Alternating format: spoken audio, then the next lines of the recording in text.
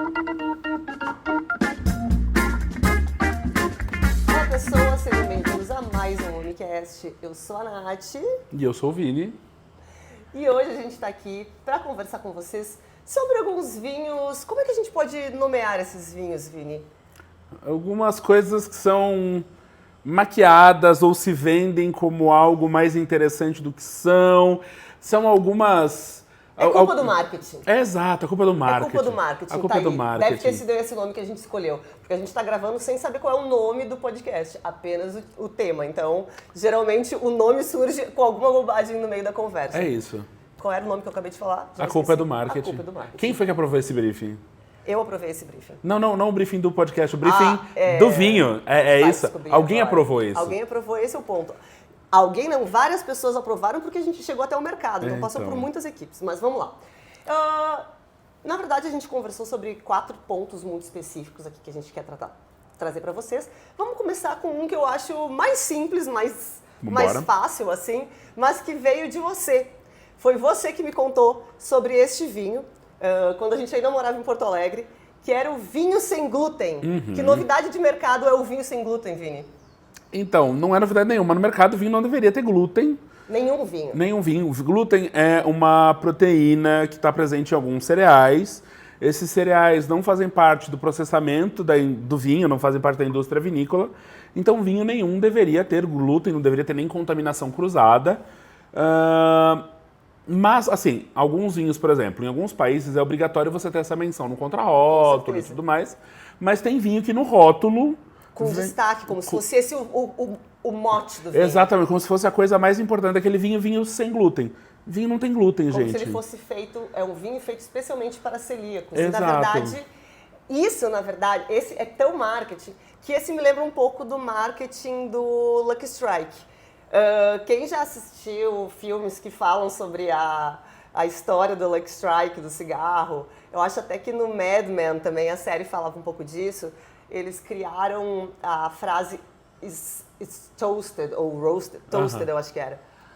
Só que todos os cigarros tinham um fumo tostado. Mas como eles colocaram isso no mote de campanha deles, as pessoas começaram a olhar para eles, vou comprar esse porque esse é o tostado. Todos são. Exato, é que nem a água mineral que hidrata, sabe? Se a água, ela hidrata. É isso. Aí tem um ponto importante sobre a questão do glúten. Apesar de o vinho não ter glúten por base, ele pode ter outros alérgicos. Um deles é traços de proteína do leite, traços de leite.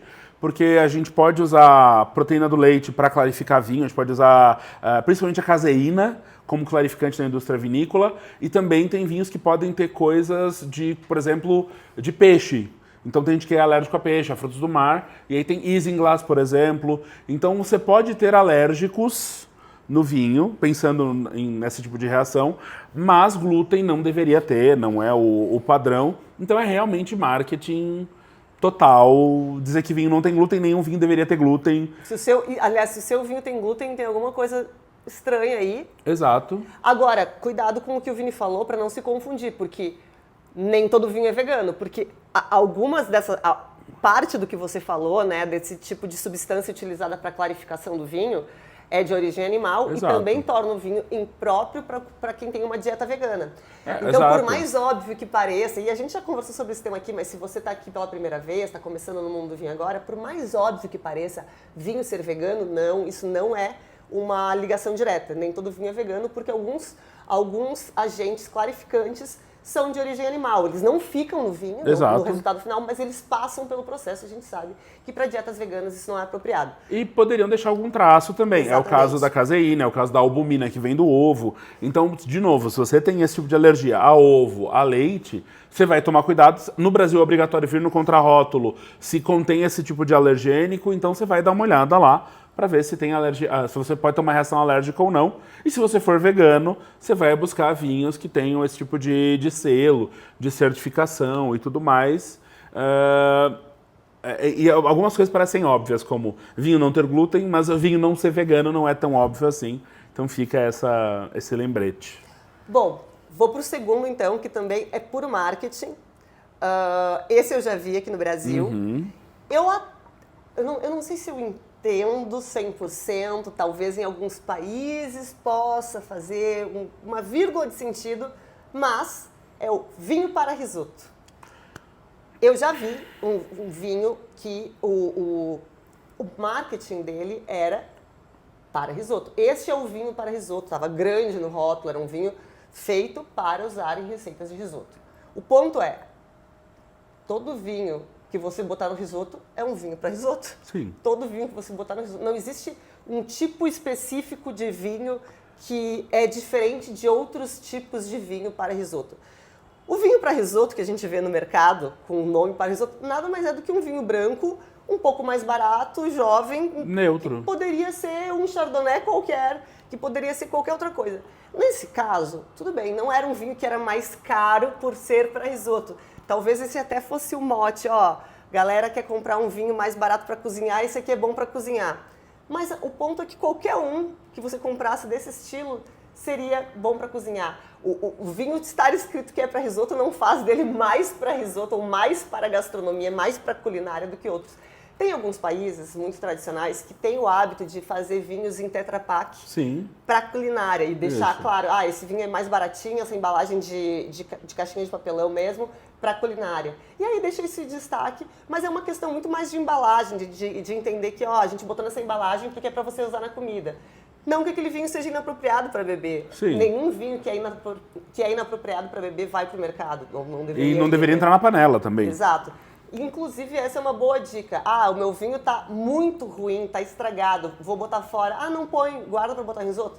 Se o vinho tá estragado a ponto de você não tomar, não põe na comida, né? Exato. Mas a ponto do vinho do risoto, eu entendo parte desse rolê. De novo, eu vejo parte do sentido disso, mas é por marketing. E é um marketing bem direcionado, por quê? Se você pegar, por exemplo, algumas variedades de uva e alguns estilos de vinho, eles vão alterar muito o perfil do seu prato. Porque vão ter açúcar residual, porque vão ser muito aromáticos e tudo mais. Então, um vinho, por exemplo, para risoto, ele vai ser geralmente um branco, neutro, de uma uva barata de produzir, então sem provavelmente... Excesso de álcool também, sem excesso de álcool. Queimado. Então, assim, provavelmente não vai ser um chardonnay, porque chardonnay é uma uva cara no mundo inteiro. Vai ser um vinhozinho base. Na Espanha neutro. vai ser um Airém genérico, vai ser uma coisa... Mas assim, vai ser um vinho de mesa, não de mesa de uva americana no sentido brasileiro, um vinho de mesa no sentido europeu. Então é um vinho sem denominação de origem, sem indicação geográfica, um vinho genérico, um vinho sem origem especificada, da uva mais barata disponível, o mais neutro disponível e vinificado da forma mais simples para você botar no risoto.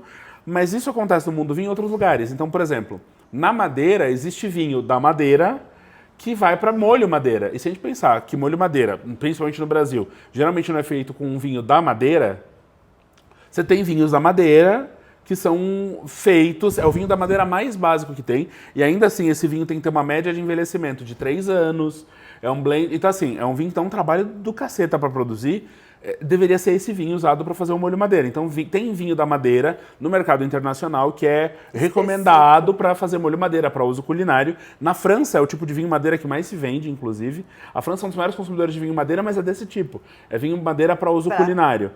E saquê tem saquê culinário, tem mirim, tem saquê doce de uso culinário. Então, o fato de você ter um vinho sugerido, recomendado para uso culinário, é bom, principalmente, vamos lá, o leigo ele vai no supermercado, ele aprendeu a fazer risoto, viu um vídeo na internet.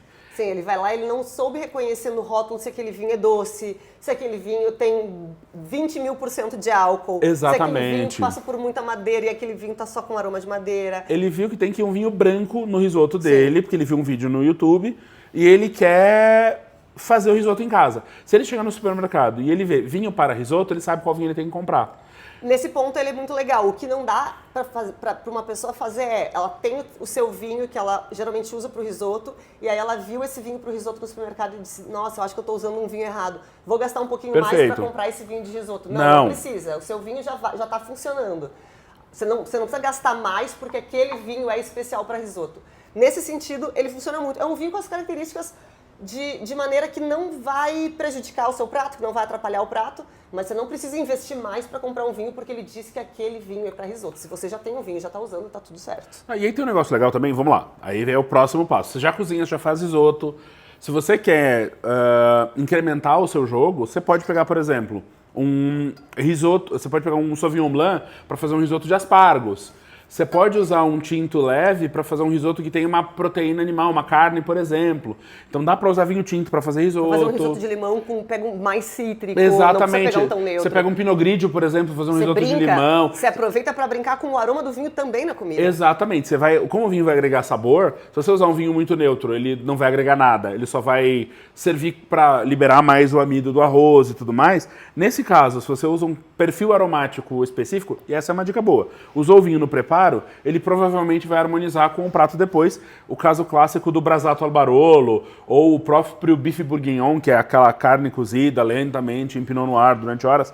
Então, assim, o vinho que você usa no prato vai influenciar a sua harmonização e o perfil de sabor do prato depois. Então, qualquer vinho pode ser vinho para risoto, mas se você está pensando em fazer risoto, você não precisa usar um vinho caro. E esse é outro ponto importante. Vinho que você vai botar na panela tem que ser de boa qualidade, mas pode ser simples. Então você vai usar um vinho econômico. Você não vai conseguir degustar um vinho na comida, você não vai cheirar o seu prato de comida e sentir todas as notas do vinho. Isso não vai acontecer. Então não tem por que colocar o vinho mais complexo que você tem para fazer o melhor risoto ou o melhor qualquer que seja o prato. O prato ele vai ficar muito bom com um vinho mais simples, porque essa quantidade de aromas do seu vinho super complexo não vai aparecer no prato. E assim, inclusive vinho bem feito, corretinho, de uva americana, também funciona muito bem para fazer risoto. Um bom Niágara, neutro, limpo, um bom vinho branco de uva americana para botar no risoto, 10 de 10, segue seu coração, que vai dar tudo certo. Então temos aí o nosso papo sobre o vinho de risoto. Eu lembrei de um outro, falei de 4, mas eu lembrei de um outro. Manda. Que é vinho light. Você já ouviu falar do vinho light? Então, a gente entra numa coisa que tá na moda. Tem duas tendências internacionais que estão chegando no Brasil agora e porque é uma demanda do público. Tem a ver com o momento que a gente está vivendo, que são o no álcool e o low álcool. O low álcool que tem a ver com vinho light. É um vinho com menos teor alcoólico. O que faz sentido, vinhos com baixo teor alcoólico, isso sempre se consumiu no mundo. Então, se a gente pensar no vinho de mesa que se consumia em Portugal, na Espanha, em países que tomam muito vinho no dia a dia, boa parte desses vinhos tem baixo teor alcoólico, sabe? O vinho colonial feito aqui na Serra Gaúcha durante muito tempo tinha baixo teor alcoólico, até porque a uva não dava grau, então a uva não tinha tanto açúcar, não dava tanto álcool no vinho. Grau. É isso. Então você ia ter um vinho um pouco mais ácido, com um sabor mais neutro, mais leve, menos alcoólico, mas que servia como alimento. Então era o tempo que o pessoal... eu estava conversando com um produtor português essa semana aqui no Brasil, ele falou, eu me lembro quando eu era criança, quem vivia no interior, quem vivia para fora mesmo e trabalhava no campo, o dono da quinta, todo dia de manhã, para quem trabalhava no campo, dava um garrafão de vinho, um pão inteiro, uma forma grande de pão, e dava um pedaço de queijo para o pessoal passar, e tinha uma fonte de água no campo. Então você ia para o campo e passava o dia inteiro com essa ração, essa era a sua refeição durante o dia. Então, de novo, a gente está falando de um tempo, uma cultura que hoje não faz o menor sentido. Você tomar vinho e dirigir um trator, você dirigir uma empilhadeira, você dirigir um carro, isso é responsabilidade. Mas houve um tempo em que vinho era a bebida e durante muito tempo foi mais saudável do que beber água em muitos lugares. Então eu entendo, e essa tendência a voltar hoje com vinhos pouco alcoólicos é boa, é positiva. Só que vinho light é um termo que se criou para vender vinho com menos teor alcoólico. E na verdade, só que o problema é, quando você fala de vinho light, você está fazendo um apelo relacionado à caloria. Uhum. Você está falando que você... É literalmente uma questão de calorias. O seu vinho tem menos calorias que o outro. Só que aí a gente vem para o ponto que o Vini estava falando, porque o que vai determinar a quantidade de calorias do seu vinho é o teor alcoólico, porque é o álcool que se transforma em açúcar dentro do seu corpo. Exato. Então, quanto mais alcoólico o seu vinho, maior a quantidade de calorias. Um vinho light, na verdade, pode ser qualquer vinho de baixo teor alcoólico. Brancos, no geral, vão ter teor alcoólico mais baixo. Alguns tintos mais leves vão ter teor alcoólico mais baixo. E eu não gosto muito, e aí é que eu já fica uma questão de opinião, eu não gosto muito do apelo de saúde com nenhum tipo de bebida alcoólica. Perfeito. Ah, isso aqui faz bem para a saúde. Bem para a saúde seria não tomar álcool. A gente não pode romantizar o mercado, a gente trabalha, a gente ganha vida com isso. O meu sustento é feito através de uma bebida alcoólica, mas eu também não posso ficar aqui sentada dizendo assim, vamos falar sobre como o vinho faz bem para a saúde. Bem para a saúde mesmo faz a água. Assim, quando a gente fala, eu acho tudo bem a gente falar de vinho comparado a outras bebidas alcoólicas. Sim. Comparado a outras bebidas alcoólicas, o vinho tem muito mais vantagens em relação à composição, aos princípios que estão do resveratrol, enfim, tem muitas vantagens mesmo. Mas quando a gente fala só do vinho em relação a tudo, é álcool, e álcool é nocivo. Sim. A gente, eu diria o seguinte, álcool pode ser nocivo, Pode ser e esse é um nocivo. ponto importante. O consumo moderado de bebidas alcoólicas, com uma dieta balanceada, com um estilo de vida saudável, pode, e aqui tem um pode muito importante, ser benéfico. E esse é um ponto importante. Pode. Porque, de novo, a gente não é médico, mas a gente dizer que tomar vinho faz bem, não. Assim, tomar vinho pode fazer bem para o seu ego, tomar vinho pode fazer bem para... porque o álcool vai te deixar alegrinho e tudo mais, mas fazer bem para a saúde, só tomar vinho, fora de contexto... Uma coisa que faz bem para uma pessoa pode fazer mal para outra. É a coisa de tomar 2 litros de água por dia. Para algumas pessoas, 2 litros vai fazer sentido, para algumas vai fazer sentido 1,5 litro, para outras vai fazer sentido 3 litros. Se você está tomando 10 litros de água por dia, você provavelmente tem diabetes, procure seu médico. Mas é isso que a Nath está falando de falar de vinho associado com benefício para a saúde é arriscado e beira o irresponsável. Apesar de não ser sempre errado, de acordo com legislação brasileira e etc., o consumo de álcool pode trazer dano para a sua saúde. Então, é importante que vocês entendam que álcool pode oferecer um risco. E, de novo, tomar bebida alcoólica com moderação, para algumas pessoas, em alguns contextos, pode ser saudável, pode trazer benefícios para a saúde. Durante os anos 90, aqueles estudos sobre vinho e saúde, dieta mediterrânea, se falou muito disso, isso foi muito argumento para vender vinho no mundo e tudo mais, só que a gente tem no outro lado da moeda, tem alcoolismo, tem outros prejuízos que o álcool pode trazer para o organismo, então estejam atentos. Na verdade, esse é um ponto que me pega muito, porque toda feira, todo evento, todo simpósio tem alguma palestra sobre vinho e saúde. E em todos os eventos que falam sobre vinho e saúde, eles falam sobre os benefícios do vinho para a saúde. A gente não conversa sobre a parte ruim do vinho para a saúde, a gente não conversa sobre o alcoolismo dentro do nosso mercado, a gente não conversa sobre o fato dos profissionais ainda irem para os eventos e feiras de carro dirigindo e voltarem dirigindo.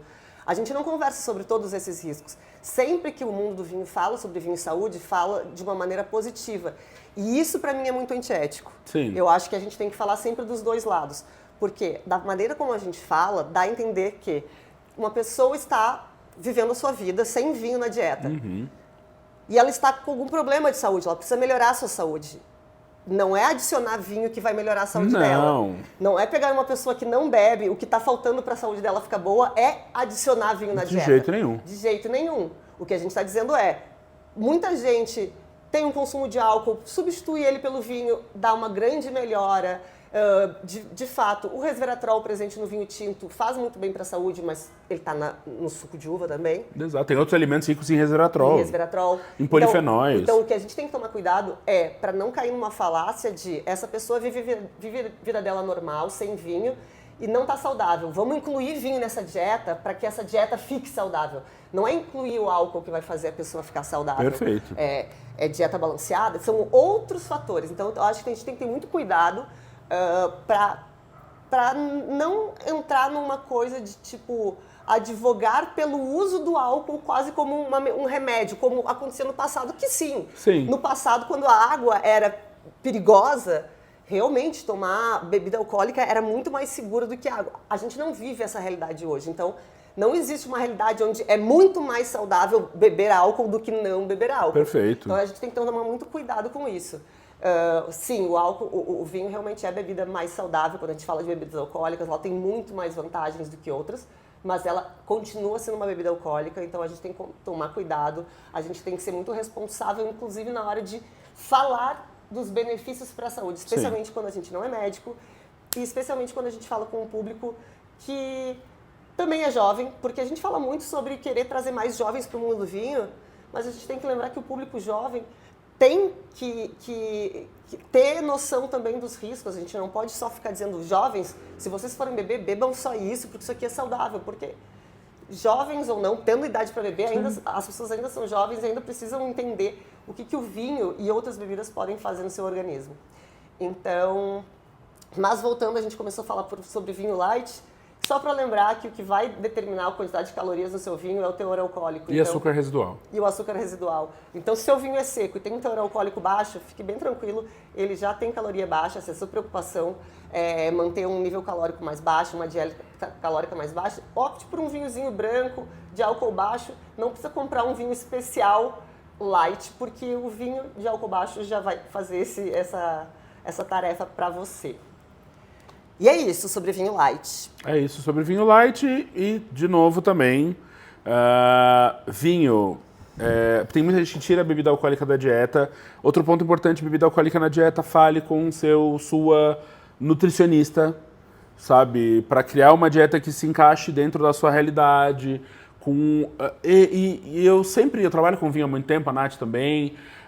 A gente, quando recebe amigos em casa, a gente tem mais de uma opção de bebidas para as pessoas, alcoólicas e não alcoólicas. Eu crio conteúdo para a internet falando de bebidas alcoólicas e não alcoólicas, mais ou menos saudáveis, contextualizando, pensando em perfil de sabor, porque é importante que as pessoas, eu acredito que as pessoas devem beber de tudo que puderem beber, com moderação e no que se encaixe no seu estilo de vida e no seu bolso. Você não deve se endividar para tomar bebidas que você acha que são da moda ou que vão impressionar as pessoas.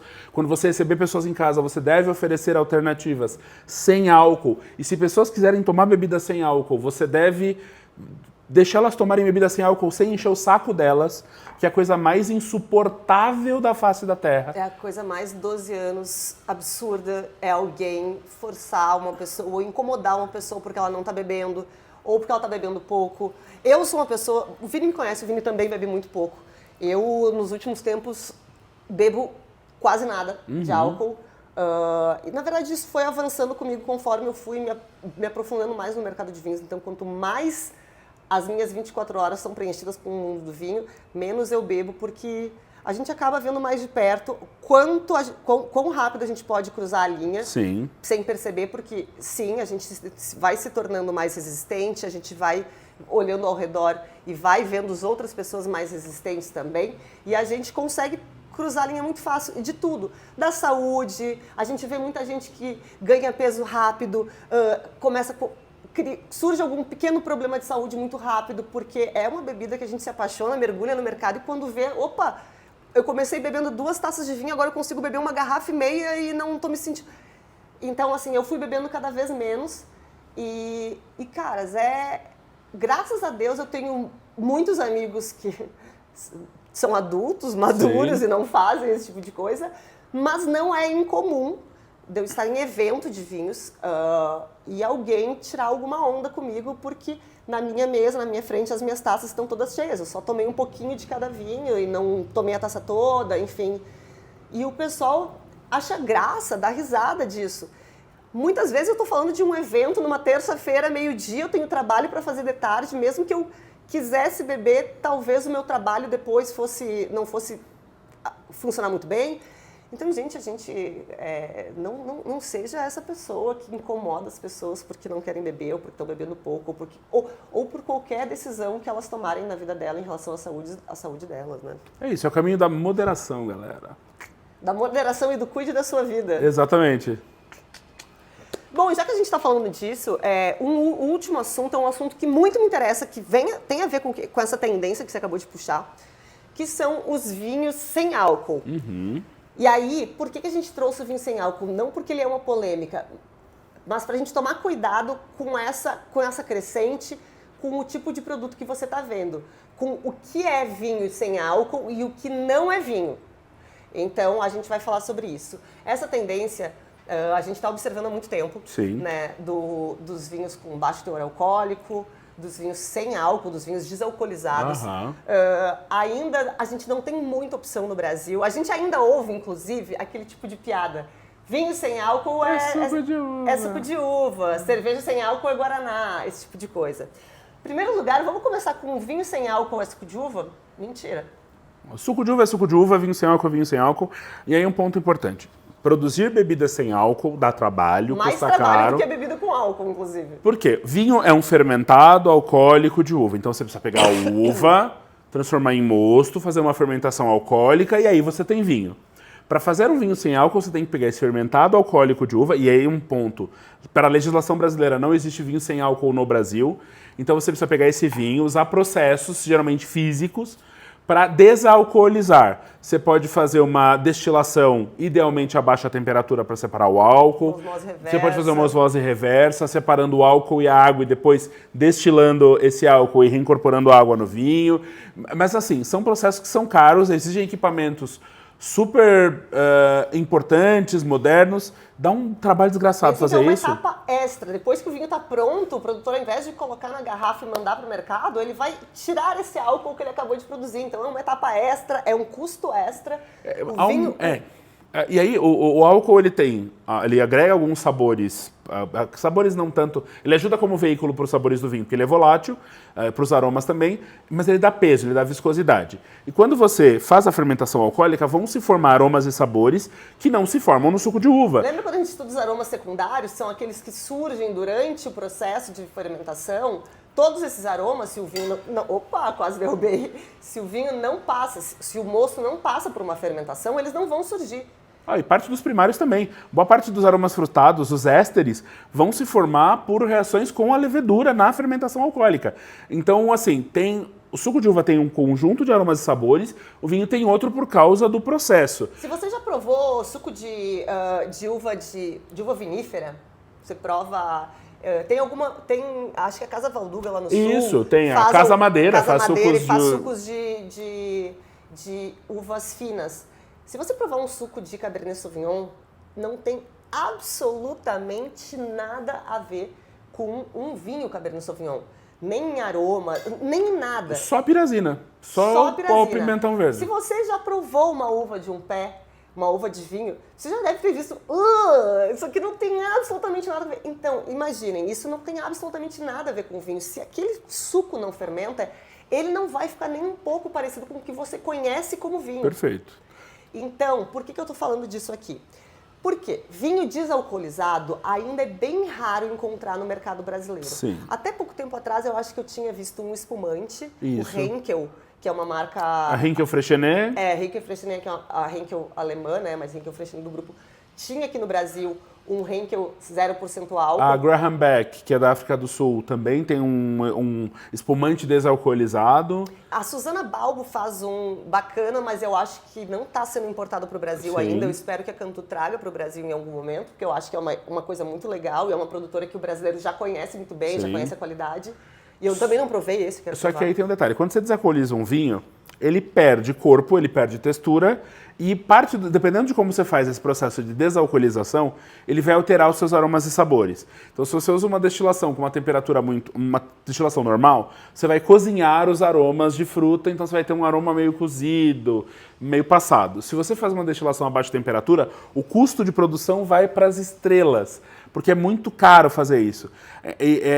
Então é importante entender que vinho desalcoolizado é um produto caro e que não vai ter o mesmo gosto do vinho com álcool. Mas ele vai ser mais parecido... Com o vinho com álcool do que o suco de uva. Porque pelo menos ele é vinho. Então a gente exatamente, ele já foi vinho. Já foi vinho. Então tem que tomar cuidado com isso. Então uma coisa é vinho desalcoolizado, aliás, bebida de vinho desalcoolizada no Brasil. Alguns países na Europa ainda estão legislando sobre isso, tem países que não toleram vinho desalcoolizado, por exemplo, não se pode comercializar, outros já aceitam e já estão aumentando a sua produção. O fato é que isso está crescendo no mundo do vinho. Só que no Brasil a gente está vendo outra realidade surgir. No Brasil a gente está vendo outra realidade surgir e eu quis trazer esse assunto sem citar marca, sem citar nada disso, mas como alerta para o consumidor, para ele entender o produto que ele está comprando, não que o produto seja ruim, mas que o produto não é um vinho, E também para outras marcas que estão aqui nos assistindo, e eu espero que as marcas de vinho assistam esse podcast também, porque muitas das coisas que a gente fala aqui é direcionada diretamente a vocês, marcas. Tentem encontrar uma forma de produzir um vinho desalcoolizado, porque esse mercado está crescendo e você vai querer estar na frente quando essa demanda começar a bater na sua porta. É um produto que tem muitas funções, a gente pode falar sobre elas daqui a pouquinho. Mas, 2, cuidado para não cair numa armadilha, marcas, que vocês passem a parecer que estão enganando o consumidor. Porque é muito tênue a linha do... A gente está vendo num produto e a gente está vendo num produto que parece que é vinho sem álcool, mas não é vinho sem álcool, e aí o consumidor se confunde. Então, quando o consumidor começa a se confundir, a gente tem que pensar, se a gente está fazendo o consumidor se confundir, não é legal. Assim, se o consumidor tem que ler a linha miúda para saber o que ele está bebendo, a sua comunicação não está, talvez, ideal ou não está sendo a mais honesta com o consumidor. E a Nath está falando disso porque a gente está surgindo no Brasil vários sucos de uva vinífera engarrafados em garrafas de vidro como vinho. E vendido com o tipo de uva no rótulo. Então, assim, por exemplo, vou pegar uma uva que não está lá. Taná. Exato. É um suco de uva Taná numa garrafa de vinho, como Taná, se fosse um Taná. Escrito Taná bem grande. O que parece? Vinho Taná 0%. Zero álcool. E aí você vai ler ali, é o suco de uva Taná. E aí tem alguns gaseificados. E esse é um ponto importante. A gente não tem nada contra suco de uva vinífera engarrafado em garrafa de vidro. Tem vários bem gostosinhos. Tem vários bem gostosos. O problema é a vinícola comunicar isso como se fosse vinho e a gente falou disso mais cedo, quando a gente estava conversando sobre a pauta desse episódio, que é uma coisa que nos incomoda também, que é quando a gente começou a falar sobre vinho, a gente via no supermercado aquelas garrafas de espumante, só que com os carrinhos, voltado as princesas. É tipo um suquinho. É suco de uva. Para os pais comprarem para as crianças maçã, no ano novo, estourarem a sua garrafinha. Só que isso tá na gôndola junto com os vinhos, com a bebida alcoólica. Na altura das crianças. Talvez isso devesse ficar em outra parte do... A gente não tem problema com a embalagem. O problema é isso tá com o produto. O problema é isso tá na mesma parte onde tá os vinhos, como o cigarrinho de chocolate. É a mesma coisa do cigarrinho de chocolate. Gente, se vocês são dos anos 80, vocês lembram do cigarrinho de chocolate. Hoje em dia, se uma marca lançar um chocolate no formato de cigarro com uma campanha voltada para crianças, todo mundo vai se chocar. Exato. É a mesma coisa, a gente não pode... anunciar uma coisa para criança numa garrafa que lembra de álcool, colocá-la no meio do álcool, porque a gente está plantando na cabeça de uma criança de 3, 4 anos que aquilo é legal. Dali para ela pegar o copo do papai e da mamãe e tomar... Sim. E no Brasil, com uma cultura em que beber, em boa parte das famílias, molha a chupeta da criança na cerveja, toma um golinho aqui que não vai fazer mal. Não, gente, para beber bebida alcoólica tem que ter mais de 18 anos, tem que ser um adulto responsável, tem que ser saudável. Então, assim, de novo, é como você comunica o seu produto. É como você está comunicando isso. Então, assim, eu quis trazer essa pauta, por quê? Suco de uva tem um valor.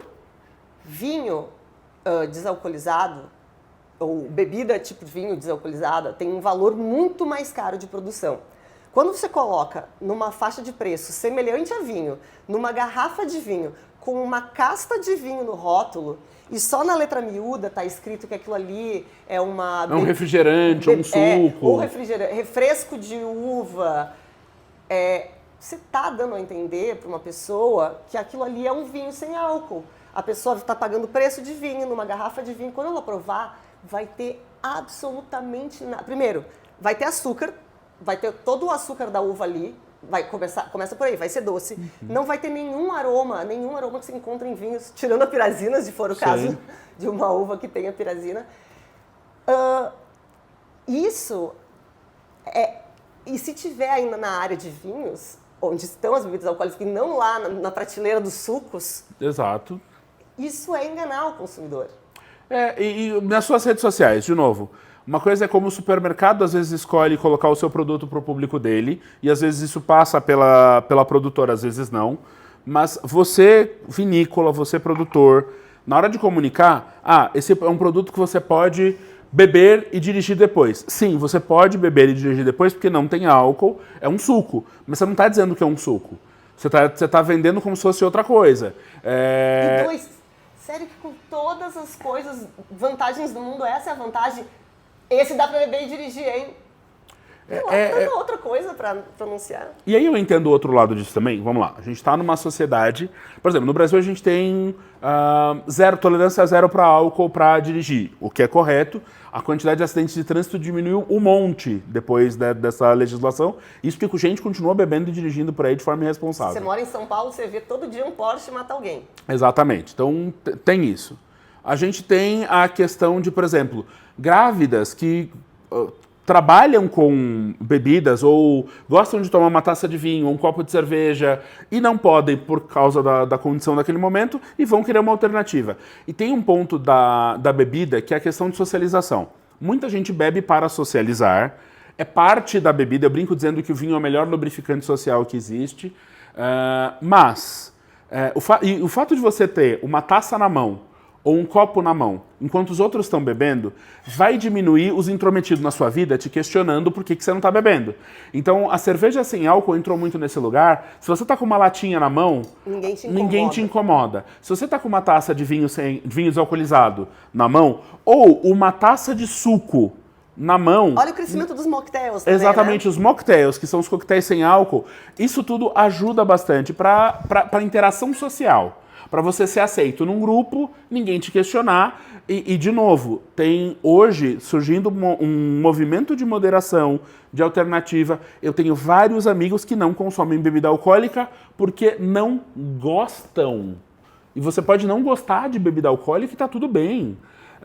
O negócio é você divulgar o seu produto, buscando vantagens para esse público, sem informar exatamente o que ele é. Sem dizer de forma... Claro, está no rótulo. Mas, de novo, brasileiro não tem hábito de ler rótulo, a gente não tem hábito de ler rótulo. Está no rótulo só para você não tomar uma multa, porque é a obrigação legal. Mas, de fato, o consumidor... A questão é, o seu consumidor olha para o seu produto, ele compra pensando que é o quê? Vinho? E o seu produto não é vinho? Então você está você está marketeando o seu produto de uma maneira enganosa. Exato. Porque pode não ser a sua intenção, mas se é isso que está acontecendo, se o consumidor está se enganando, talvez você tenha que rever. Talvez não, você tem que rever a sua estratégia de venda. Pode ajudar a vender, sim, mas eu acho que no longo prazo é mais feio. Porque daqui a pouco a gente começa a não querer mais só comentar sem citar nomes. Daqui a pouco a gente começa, não a gente, eu digo, os profissionais do mercado começa a achar feio e botar a boca e falar nomes e apontar o dedo. E aí fica pior para a marca. E assim, a gente não tá... De novo, a gente não tá fazendo uma questão jurídica, de marca, de branding, de rótulo, nada disso. Porque existe uma enorme área cinzenta, exato, como existe em todas as áreas, todos os setores. Eu sou marketing, gente. Eu trabalho com marketing do vinho e é justamente por isso que me pega esse tipo de coisa, porque a gente sabe que a gente precisa vender cada vez mais, a gente tem que ajudar o mercado a aumentar o consumo, mas a gente tem que manter o mínimo de ética, não só na vida profissional, na nossa vida. Então, para mim, eu não quero que as pessoas entrem no meu mercado e se prejudiquem, e se viciem, e gastem todo o dinheiro. Eu quero, porque isso não é sustentável para o mercado. A gente quer um cliente fiel, que beba com frequência, que incentive os amigos e que faça isso para o resto da vida com saúde. Então, pensar dessa forma é uma maneira de fazer o mercado prosperar. É questionar a ética da coisa. Assim como a gente questiona a pessoa que usa chip no seu vinho, chip de madeira, e não diz que usa chip... É um ponto muito bom. Exato. Se a gente acha feio, esse vinho tem um carvalho... E aí vem o ponto, não é nem uma questão estética, não é feio, é errado. A gente acha que é errado. Quando eu falo a gente, eu falo o público do vinho no geral. Exato. Eu vejo muito comentário no Instagram. E as pessoas realmente, elas ficam chateadas com isso. Como assim? Dizia carvalho, mas na verdade tinha adição de pedacinhos, chips de madeira, é isso, pedacinhos de madeira dentro do tanque para dar esse sabor. Não é que o vinho estava dentro de um recipiente de madeira. Se o consumidor acha errado saber que o aroma não veio de uma barrica, veio de um pedacinho de madeira, imagina nesse sentido que é outro produto, não é nem o consumidor compra achando que é um vinho E é um suco. É isso. E, de novo, não tem problema nenhum ter vinhos com chips de madeira. A gente Não já tem fez problema. episódio sobre isso, já Exato. falou de marcas que usam, que falam que usam e os vinhos são bons. Transparência. Transparência para tudo. É isso. Por quê? A gente tem um mercado grande. A gente fala sempre que o consumo do Brasil é pequeno, mas o Brasil é um país muito grande. E o mercado do vinho, no geral, ele tem espaço para todo mundo. Eu tenho certeza que você deve ter aí na sua cabeça um vinho que você acha horroroso, insuportável, que jamais gastaria o seu dinheiro, mas você sabe que tem um monte de gente que ama, né? Eu também tenho os meus. Nossa, nunca compraria isso, mas sei que tem um monte de gente que ama. Isso quer dizer que tem muita gente com paladar, com gostos completamente diferentes. Então existe mercado para todo mundo. O que a gente não pode é tentar colocar o nosso produto num local onde ele não cabe, enganando o consumidor. Seja de propósito ou sem querer. A gente não pode... se o consumidor está comprando de uma maneira enganosa, se ele está se confundindo com o seu produto, é porque você precisa rever a forma como ele está sendo falado É isso. e anunciado. Adoraria ter uma festa. O pessoal no Brasil toma muito moscatel, espumante doce e tudo mais. Ter uma champanheira de moscatel e uma champanheira de suco de uva moscato gaseificado, identificado dessa forma, para as pessoas poderem escolher. Quero tomar moscatel, agora quero segurar. Quero tomar suco de uva moscato gaseificado, porque vai funcionar. Inclusive, pessoas alternarem entre uma e outra. Alternar entre o vinho e a água, entre o vinho e o suco de uva. Mas está tudo muito bem identificado, muito bem comunicado, para as pessoas saberem o que elas estão tomando, poderem ter esse poder de escolha e não pensarem que estão tomando um vinho sem álcool quando estão tomando suco de uva.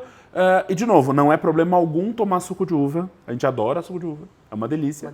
Mas comuniquem direito essas coisas. Lembrei até uma outra razão.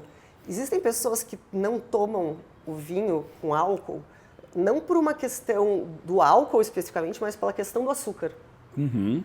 O vinho que foi desalcoolizado, ele não vai ter a mesma carga de açúcar do que um suco. Sim. Então você imagina uma pessoa que tem algum problema como diabetes e quer comprar aquele vinho justamente porque, cara, eu já não posso nem tomar bebida alcoólica porque o excesso de açúcar vai me fazer mal, e a pessoa compra aquilo ali e é um suco. E ela toma uma garrafa inteira. Sabe a quantidade de açúcar que tem ali? Então, inclusive, pode fazer mal para alguém que está comprando achando que está comprando uma bebida com menos açúcar do que ela tem. Então, são muitos poréns, assim. Mas a verdade é que, independente da razão, seja transparente no produto que você produz, porque é a melhor maneira de você evitar qualquer tipo de polêmica na sua vida, do seu futuro, da sua profissão. Quando você é transparente com o que você está fazendo, você não está deixando ninguém se enganar pelo seu produto, pode ter certeza que você pode até ter um pouco menos de clientes no começo, mas os que são seus clientes vão continuar comprando, sabem o que é aquele produto, vão recomendar, e é isso. E vinho com colágeno, Natália, funciona? Vamos começar pelo seguinte. E aqui eu vou voltar no assunto que a gente está falando nos últimos 15 minutos. Vamos parar de usar desculpas de saúde para oferecer álcool para as pessoas. Uma pessoa que está buscando, e a gente já vai falar sobre colágeno especificamente, mas uma pessoa que está buscando, seja o que for, colágeno, vitamina, pipipipopopó, ela consegue encontrar essas coisas numa bebida não alcoólica, ela não precisa do álcool. Perfeito. Então, quando você vai dizer, este vinho tem vitamina D, este vinho tem colágeno, é a dose ideal de colágeno para o seu dia. Os próprios fatos de já ter polifenóis. Você encontra polifenóis em outros alimentos. Então, assim, eu já acho completamente antiético oferecer saúde na bebida alcoólica, seja ela qual for, vinho ou qualquer outra bebida alcoólica. É o exemplo de dizer, esse cigarrinho aqui tem calmante. Não, gente, ele acalma, faz seu intestino funcionar direitinho. Não, é isso, gente. Dizer que o tabaquinho faz o intestino funcionar melhor.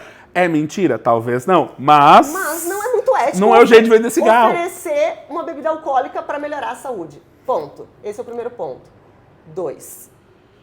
Se você está comprando gominha de colágeno, suquinho de colágeno, colágeno manipulado, espumante com colágeno, você está, como diz Mari Krieger, fazendo xixi caro. Exatamente. O corpo não absorve colágeno dessa forma, tá? Eu não vou entrar na explicação de como o corpo absorve colágeno, porque a gente não precisa, porque Mari Krieger, que é a nossa conterrânea lá do Rio Grande do Sul, Já fez vídeo, vocês já devem seguir ela aí, é a menina que faz vídeos desmentindo mentiras do mundo. É isso. Mari Krieger, Nunca Vi um Cientista, são canais de divulgação científica que vão falar com muito mais propriedade sobre isso. Mas, gente, busquem se informar e é o que a Nath falou. Vender saúde através de uma bebida cara, de uma bebida alcoólica e muitas vezes cara. Gente, toma vinho porque vinho é gostoso, toma vinho porque você gosta, toma vinho porque te dá baratinho, toma vinho porque te faz bem. Você está precisando de suplementar a sua saúde, primeiro você vai fazer exame para descobrir o que você precisa. Como você precisa. Sem sair na farmácia comprando todas as cápsulas e enchendo o estômago de cápsula para fazer xixi caro.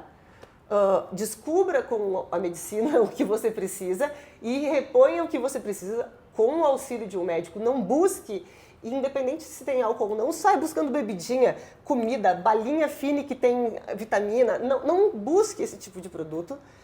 E especialmente você que está aí vendendo esse tipo de coisa, eu não sei nem que recado eu quero dar. Tem um lugarzinho especial reservado para você na outra vida. É só isso. Gente, assim, a gente tá com... Hoje o tema foi pesado, né? Não, mas é porque assim... é essencial falar disso. A gente precisa de vez em quando... E assim, se a gente for fazer um episódio para cada um desses temas, vai ficar uma coisa meio trágica. Vai parecer que todos os meses a gente tem uma coisa muito trágica para falar do vinho. Então a gente esperou juntar, porque assim... O vinho risoto e o vinho sem glúten tem uma história de 2, 3 anos atrás. Exato. Que a gente nunca falou aqui. Aí juntou com a história de vinho light, que é uma coisa mais recente. Com colágeno, sem álcool, blá blá blá. Então a gente resolveu unir todos esses temas e trazer aqui para vocês, sem criar polêmica, mas como um alerta para o consumidor, para saber o que existe no mercado, para não ser enganado, e para as marcas que estamos de olho.